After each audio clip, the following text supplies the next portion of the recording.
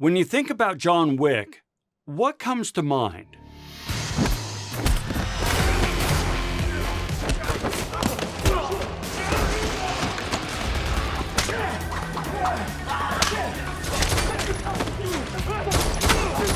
That's right, conflict resolution. In this video, we are going to discuss 5 conflict resolution strategies that John Wick uses to, shall we say, sort out disagreements. I mean, who better, right? Avoiding conflict with the opposing party. Arguably, one of the best ways to resolve conflict is to avoid it in the first place. I mean, not everything needs to be a federal case. Sometimes we can just brush aside the would-be provocation and move on.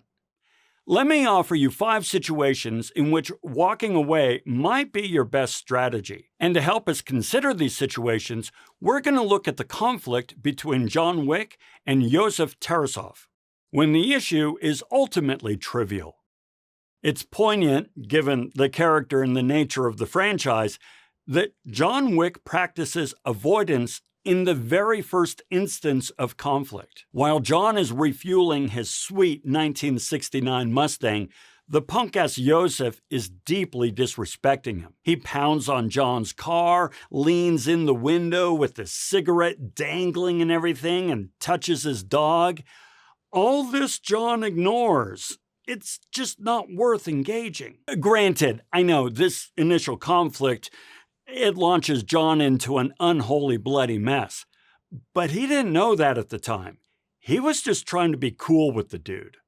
When others can resolve the conflict more effectively than you.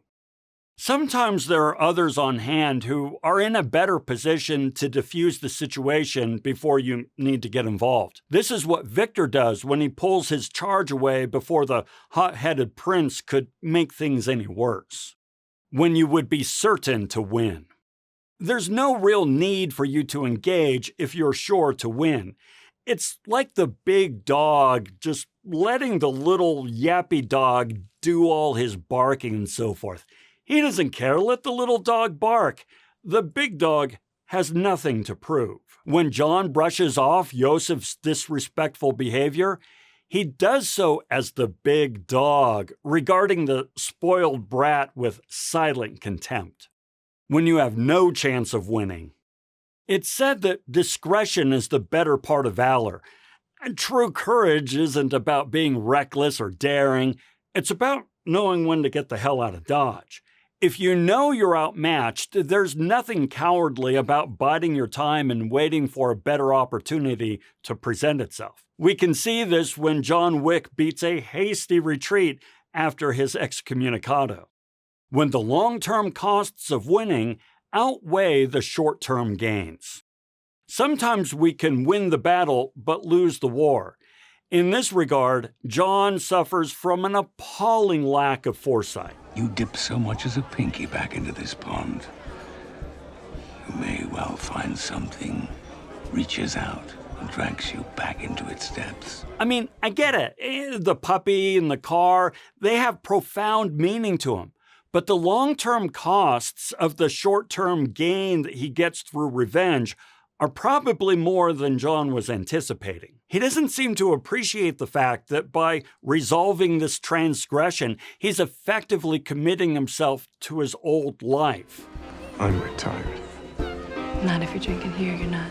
The truth is, John struggles to learn this lesson all throughout the franchise. It's a character arc that he never quite reaches. Have you learned nothing? Accommodating the opposing party. There are times when, well, like it or not, we just need to do what we're asked or told.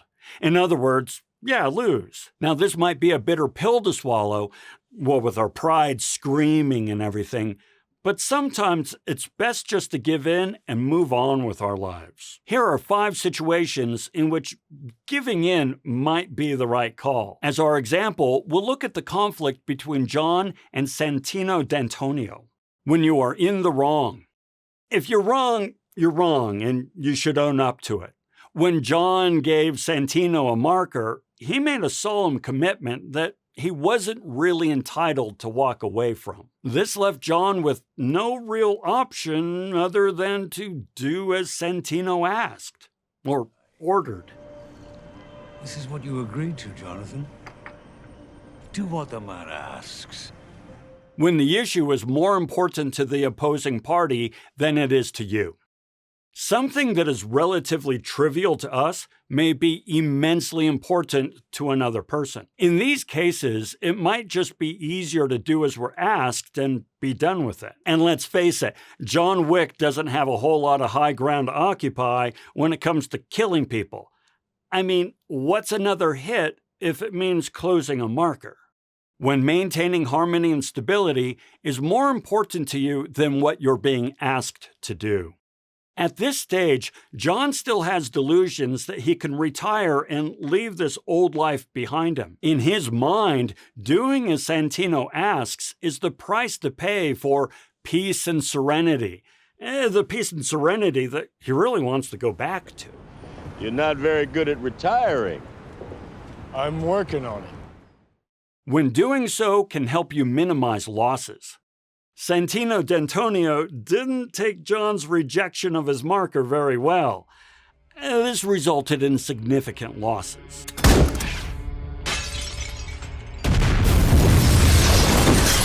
Given the rules of this universe, Santino is well within his rights to take away even more, including ordering John's death, a contract or whatever. He burned my house down. You rejected his marker. You're lucky he stopped there. By doing what the man wants, John is hoping to stop the hemorrhaging and minimize his losses.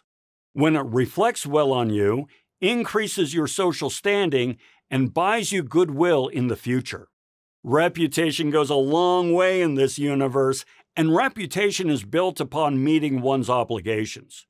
If John were to continue to resist the marker, this would reflect poorly on his reputation and standing in the community. 2 rules that cannot be broken, Jonathan. No blood on continental grounds, and every marker must be honored. By contrast, by meeting his commitments, he can increase his social standing, or at least maintain what he has. He already has pretty significant standing. Do this for me, and your marker is honored. Compromising with the opposing party. Sometimes accommodation doesn't need to be complete. Sometimes you can come to an agreement and compromise with the person. For example, let's look at the conflict between Wick and the High Table. When the objective is important, but not worth the potential disruption that could come from pressing your position. All throughout the series, John Wick's long-term objective is to return to his retired life and leave the game once and for all. This is obviously important to him, but not as important, as it turns out, as staying alive to keep the memories of his wife alive. Why do you wish to live? My wife, Helen. To remember her. To remember us. This meant that Wick was willing to let go of his hopes of retiring once again and instead be an instrument of death in the hands of the High Table. I can give you one last chance to earn a life. However, it might not be the life that you wish. You will be permitted to continue to live, not free under the table, but bound to it, doing what you do best for the rest of your days. When the opposing party has equal power and is committed to different objectives. In this universe, the High Table is the ultimate embodiment of power, so much so that John needs to supplicate himself before the Elder to plead his case. That said, John is no slouch himself, and the High Table knows this. So when they negotiate, they're both negotiating from a position of power. When a temporary settlement to a complex issue can help you reach your objective. We can't say for sure whether John planned all along to go against the High Table when he agreed to kill Winston, but it's pretty clear that he wasn't totally keen on the assignment. Will you be putting a bullet in his head? No, I don't think I will. Maybe he did intend to follow through with his job, or maybe he just agreed to get out of there and find another way to deal with his dilemma. Regardless, the assignment was ultimately a temporary agreement. When you're under time pressure, and it's important that you arrive at an expedient solution. There's a $15 million contract out on John at this stage, and it's not going away until he finds a resolution to his conflict. This places enormous pressure upon him to get this matter sorted. Tick-tock, Mr. Wick. Tick-tock. Tick-tock. Tick-tock. When compromising can get you most of what you want at less cost than direct confrontation. Directly taking on the high table is a costly and bloody venture, one with a very low probability of success. Compromising, on the other hand, by agreeing to kill Winston and binding himself to the high table, this would be less costly and get John most of what he wants, to continue living with the memories of his wife. Collaborating with the opposing party. There doesn't always need to be a loser for you to be a winner. Sometimes you can both get what you want by working together. We can see this in the conflict between John Wick and the Bowery King. Once again, here are 5 situations in which collaborating might be the right call. When the interests of both parties are too important to risk or compromise. Both John and the Bowery King, well, they have a lot to lose. John his life, and the king his throne. When he's done uptown, you think he's gonna stop at 14th Street? We'll just have to take care of ourselves. Oh, yeah? For how long? And how much blood? These interests are too important to risk for the short-term gain that might be had in direct confrontation. When a consensus between the two parties can resolve both their concerns. The Bowery King has John right where he wants him and could easily kill him and collect the $7 million. What's the number up to now, Earl? $7 million? Damn! It's Christmas. We're going to Applebee's after this.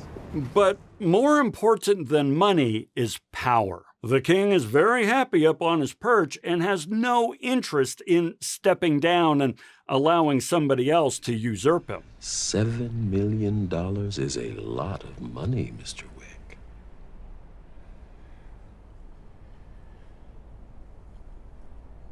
So I guess you have a choice. You want a war? Or do you want to just give me a gun? By working with John, instead of, killing him, the king can consolidate his power and authority. When it is important to maintain the long-term relationship of the two parties. It's clear that John already had some sort of relationship with the Bowery King, or at least knew that the king was interested in meeting him. Otherwise, why else would he have known that the king's man would have cooperated rather than taking the bounty for himself? Take me to him. For whatever reason, Wick wants to see the king remain on his perch. And the king, well, he wants to see John as an ally. Whatever the nature of this relationship was, it was a relationship that both parties were interested in keeping intact. When reputations are on the line and on full public display. John Wick's reputation, the Baba Yaga, was already known to everybody in the community. As I live and breathe, John Wick, the man, the myth, the legend. And the Bowery King as well had a reputation as a formidable warlord.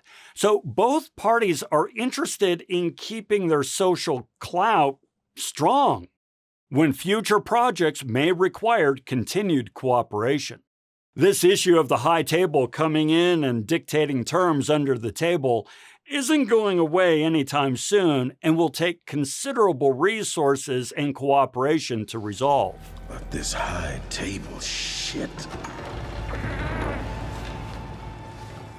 Under the table is where shit gets done. Both John and the Bowery King are interested in freeing themselves from the authority of the table, and so are willing to work together to accomplish this. You ready, John? Yeah. But this is going to require a long-term relationship. And yeah, obviously, if you want to eliminate the high table, you want John Wick on your side. Confronting the opposing party. All right, let's just get to why you're here. All of the options that we've discussed so far, they have their place and all, but sometimes you just plain can't avoid conflict. You can't compromise, you can't collaborate, and you're sure as hell not going to walk away. In these cases, you have no option but to engage, and sometimes pretty, well, aggressively. So let's talk about when this may be your best course of action. And the example we'll use is the conflict between John Wick and Viggo Tarasov. 5 instances. Let's go. When compelled to defend a non-negotiable principle, boundary, or personal value. John spells this one out pretty clearly and eloquently. When Tarasov's son killed John's dog, he did more than just bludgeon a puppy to death. He stole away the last shred of peace John could ever hope to attain one day. When Ellen died, I lost everything. Until that dog arrived on my doorstep. A final gift from my wife. In that moment, I received some semblance of hope. An opportunity to grieve unalone. And your son took that from me. Stole that from me. Killed that from me! And so yeah, it's not hard to see why this might be a non-negotiable principle for the grieving man. As John later put it, Это была не просто собачка. when unpopular actions are required to resolve important issues. Tarasov actually tried to reach out to John and perhaps negotiate a compromise or something. But for John, there was only one resolution that he was willing to accept. Sometimes the solution requires you to do unpopular things that others won't likely support. In these cases, direct confrontation may be necessary, when others will take advantage of you if you remain passive. I've often wondered why John had no security system installed in his home. One possible in-universe explanation could be that his reputation as the Baba Yaga was all the security he needed. I mean, who's going to mess with John Wick? In the same way, if he allowed the violence done upon him, his home, his car, and his dog to go unanswered, then he'd basically be painting a giant target on his back. Every assassin in town would come after him, hoping to parlay his death into some, social clout. When a quick and decisive response is needed. To be sure, the puppy was the primary driver that motivated John to come out of retirement, but there was also the matter of his car. Every minute that went by reduced the odds of him ever getting back his '69 Mustang. So yes, the car was important. But you know what? Later on we see that it wasn't just the car that he wanted back, but what was in the car. When the opposing party is acting in bad faith. As far as John was concerned, Viggo killing Marcus and then bragging about it, well, this was an act of bad faith. Their initial altercation, well, it was resolved. Viggo was alive, the contract had been dropped, and John had his revenge. So, following up and killing Marcus, this was an act of pettiness that forced John to re-engage and resolve the matter once and for all. All 5 of these strategies are solid approaches under the right circumstances. It's when we use the wrong strategy in the wrong situation that things can go off the rails. Avoiding when we should confront or confronting when we should compromise, this ratchets up the conflict rather than mitigates it. Unless you bring the right strategy to the table, you will at best walk away with less than you're entitled to, and at worst, end a relationship or see any hopes of getting what you want vanish before your eyes. So yeah, practice these conflict resolution strategies like John Wick, and you too can attain a life of peace and tranquility. Мир. Такой фраер хочет бить, нет предела. Почему бы нет? Just leave the guns and knives at home. And the pencils! For God's sake, no pencils. All right, that's all I've got for today. Now go off and make some trouble, and we'll talk again soon. Of getting what you were hoping to get vanish between your eyes, before your eyes, between your eyes, before your eyes.